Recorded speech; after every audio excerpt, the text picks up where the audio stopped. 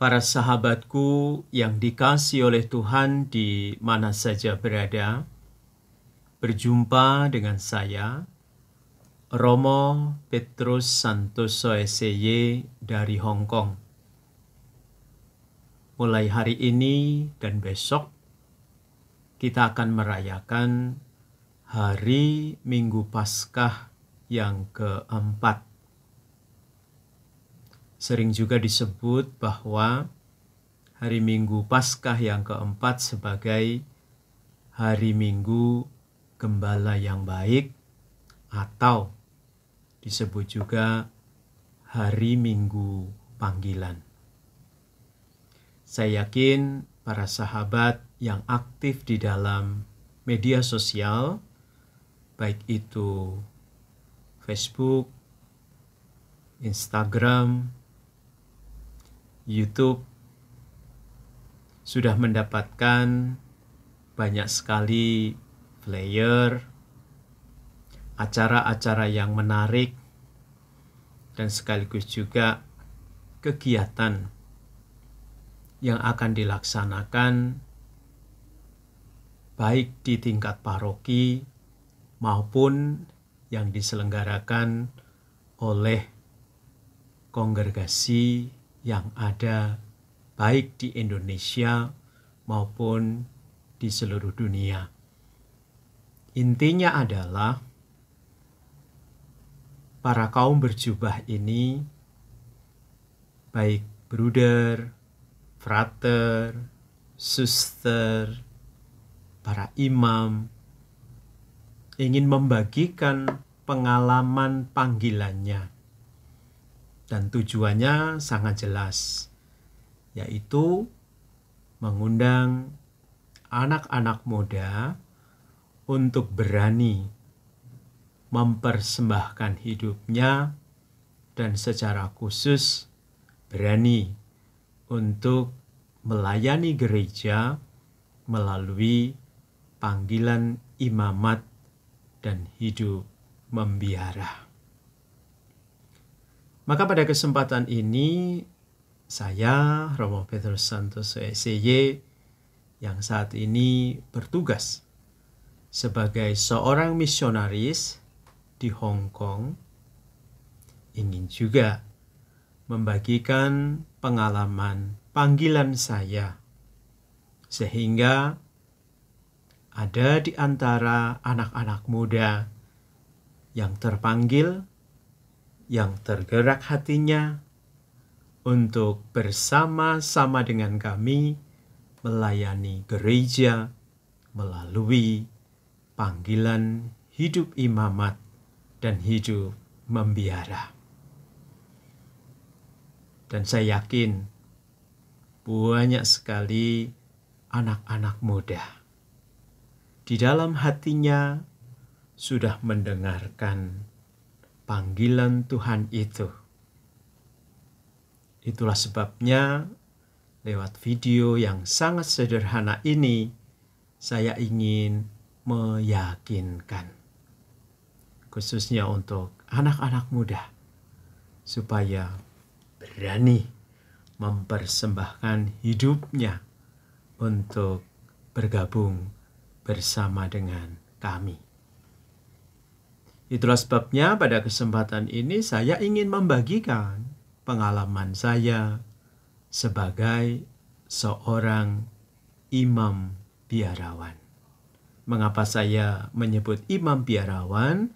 Karena saya memang seorang imam dan saya adalah salah satu anggota dari kongregasi, yaitu kongregasi imam-imam Hati Kudus Yesus, atau sering dipanggil dengan Dehonian, atau ciri khasnya adalah hati yang bolong, hati yang terbuka.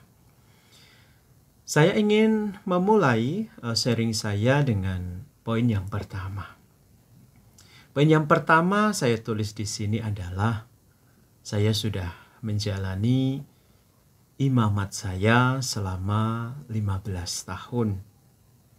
Dan pada tahun ini Saya juga menjalani hidup membiara saya selama hampir 24 tahun.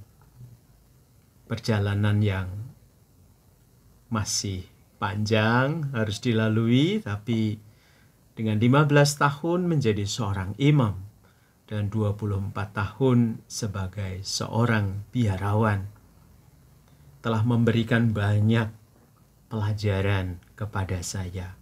Bagaimana saya semestinya menghayati panggilan saya itu. Maka pertama-tama saya menghayati panggilan saya sebagai seorang imam dengan mengatakan happy praise. Saya ingin menjadi imam yang bahagia. Saya ingin menjadi imam yang penuh syukur. Saya ingin menjadi seorang imam yang setiap saat bisa melihat rahmat demi rahmat di dalam hidup saya. Maka saya mengatakan happy praise, menjadi imam yang bahagia. Lalu yang kedua, yang ingin saya bagikan kepada para sahabat semua adalah kata smile always. Saya yakin senyum adalah bahasa yang sederhana yang bisa ditangkap oleh seseorang, bahwa kita itu bisa mengekspresikan yang namanya kebahagiaan kita, sukacita kita, kegembiraan kita. Maka dari senyum yang terpancar dari wajah kita, kita bisa mengekspresikan apa yang terjadi di dalam hidup kita. Kalau kita hanya tersenyum sekali atau dua kali, tentu masih belum bisa meyakinkan bahwa kita adalah pribadi yang bahagia. Tapi kalau misalnya kita bisa membagikan senyum kita setiap saat kepada orang lain, kita yakin bahwa kita benar-benar berusaha untuk membagikan kebahagiaan, sukacita kepada orang lain. Maka saya berani mengatakan smile always, senyum selalu, supaya setiap orang yang ada di sekitar saya benar-benar mengalami sukacita, mendapatkan energi yang positif dari sukacita itu, dari kegembiraan itu. Lalu poin selanjutnya yang saya catat di sini adalah cook and eat. Saya, Romo Santoso ini suka memasak dan juga suka makan. Atau dengan kata lain, Romo juga manusia. Jadi punya bakat, punya hobi, ya, punya kesukaan atau kebiasaan. Dan perlu sahabat ketahui, saya suka yang namanya memasak. Tentu ada sejarahnya. Kebetulan ibu saya ketika saya masa kecil itu ya, ibu saya itu kan penjual pecel yang terkenal juga di kampung pada saat itu. Sehingga setiap saat saya bisa melihat bagaimana ibu saya itu berada di dapur dan masak. Ternyata apa yang dilakukan oleh ibu itu menular kepada saya. Jadi saya suka masak. Selain itu, saya juga suka makan, atau dalam bahasa yang modern itu kan kuliner. Di mana saja ada makanan yang terkenal atau lagi viral atau yang dikatakan enak, maka kemudian saya harus datang dan saya harus bisa menikmati. Tapi poin yang mau saya sampaikan adalah cook and eat adalah satu dinamika di dalam kehidupan di mana masing-masing orang secara manusiawi juga berkembang dalam kondisi dan situasi yang seperti itu. Dan masing-masing imam tentu punya ya hobi, kebiasaan yang mereka lakukan setiap hari. Atau mau saya katakan Romo juga manusia. Begitu. Oke, poin yang selanjutnya yang ingin saya bagikan adalah kata pray and silent. Ini menjadi pondasi yang sangat luar biasa. Kekuatan yang kita dapatkan sebagai seorang imam, sebagai seorang biarawan adalah berdoa. Dan metode doa tentu macam-macam. Hanya pada kesempatan ini saya membagikan bahwa model doa saya adalah pray and silent. Dalam hening, meditasi, kontemplasi, saya menggunakan bahannya adalah kitab suci. Setiap hari saya menggunakan kalender liturgi, ya, di situ saya ikuti khususnya bacaan Injil. Saya berdoa, saya membaca kitab suci itu, lalu saya merenungkannya, saya bermeditasi, saya berkontemplasi dalam hening, ya toh, dalam silence. Saya benar-benar merasakan bagaimana Tuhan hadir, Tuhan bersabda, Tuhan berkata, Tuhan berbisik, Tuhan berbicara kepada kita. Dan saya yakin dengan pray and silent kita bisa menjaga konsistensi kita, komitmen kita untuk mengikuti Tuhan Yesus atau mengikuti jalan yang sudah ditunjukkan oleh Tuhan Yesus. Lalu kata berikutnya yang ingin saya bagikan ada 3 kata, yaitu read, write, and share. Dan itulah setiap hari yang saya lakukan. Selain tadi pray and silent, selain berdoa dan bermeditasi, berkontemplasi, saya juga suka membaca. Supaya apa? Supaya pikiran kita tetap tajam. Cara berpikir kita tetap tajam. Pengetahuan kita bertambah. Pengetahuan kita tidak menjadi tumpul. Cara bicara kita juga menampakkan sebagai pribadi yang memiliki isi, memiliki pengetahuan. Lalu apa yang kita baca itu, yang saya baca kemudian saya tulis, saya renungkan, dan akhirnya saya bagikan kepada yang lain. Jadi saya menerima yang telah diberikan oleh Tuhan lewat usaha saya, sekaligus saya menuliskan pengalaman-pengalaman itu, dan akhirnya saya membagikannya kepada yang lain. Dan saya yakin banyak dari sahabat-sahabat yang sudah membaca juga tulisan-tulisan saya, renungan-renungan saya yang tersebar di mana-mana. Kalau misalnya para sahabat menulis nama Petrus Santoso begitu saja, maka akan muncul banyak sekali di Google itu ya, tulisan-tulisan saya. Karena memang kalau yang sudah dibagikan di media sosial pasti akan tertulis di sana. Apa yang tertulis akan tetap tertulis. Oke. Kemudian berikutnya ada satu pesan yang sangat luar biasa yang ini menjadi kekuatan saya, yaitu ketika saya membaca surat Rasul Paulus yang pertama kepada jemaat di Korintus bab 15 ayat 58. Nah, bunyi dari pesan Santo Paulus itu demikian yang saya catat.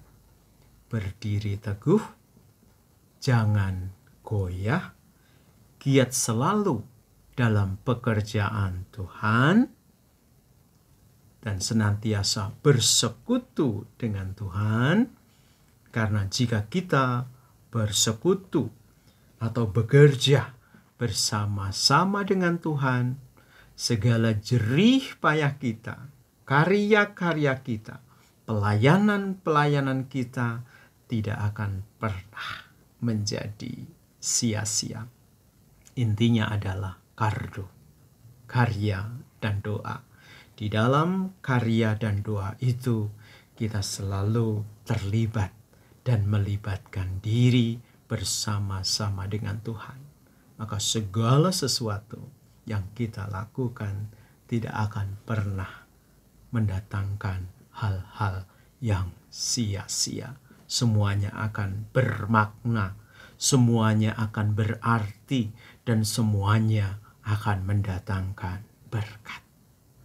Lalu poin selanjutnya yang ingin saya bagikan adalah hal ini. Kadang-kadang dalam hidup kita menemukan hal-hal yang baik. Kalau saya biasanya ketika menemukan hal-hal yang baik, maka saya tidak akan berhenti untuk bersyukur. Saya akan terus bersyukur kepada Tuhan. Oh Tuhan, Engkau telah memberikan banyak hal-hal yang baik kepada saya, maka saya bersyukur. Tapi jangan lupa para sahabat, kadang-kadang kita juga dihadapkan dengan hal-hal yang tidak baik. Nah, berhadapan dengan hal-hal yang tidak baik ini, yang saya lakukan biasanya adalah saya merasa saya diuji oleh Tuhan. Lalu hasilnya apa? Hasilnya adalah saya menjadi pribadi yang kuat. Saya bisa belajar dari hal-hal yang tidak baik, dari hal-hal yang mungkin tidak saya harapkan. Tapi pasti hal-hal yang kita hadapi itu mau memberikan satu ujian kepada kita. Dan akhirnya membuat kita menjadi pribadi yang kuat. Strong ya, menjadi pribadi yang kuat.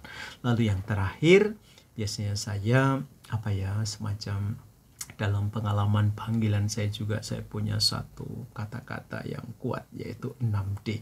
Di sini saya tulis, yaitu dipanggil, dipilih, diberkati, dibekali, diutus, dan disertai.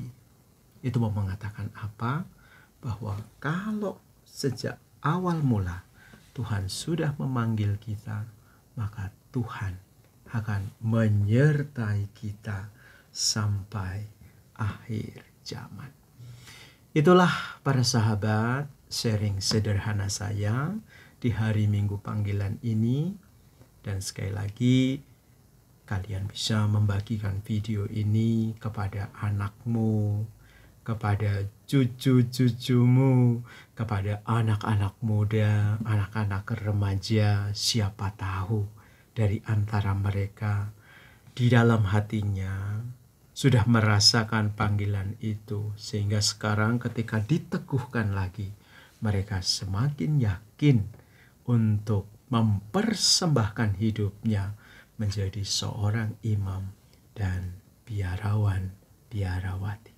Begitu saja, selamat merayakan hari Minggu Paskah yang keempat, hari Minggu Gembala yang baik, hari Minggu panggilan sedunia.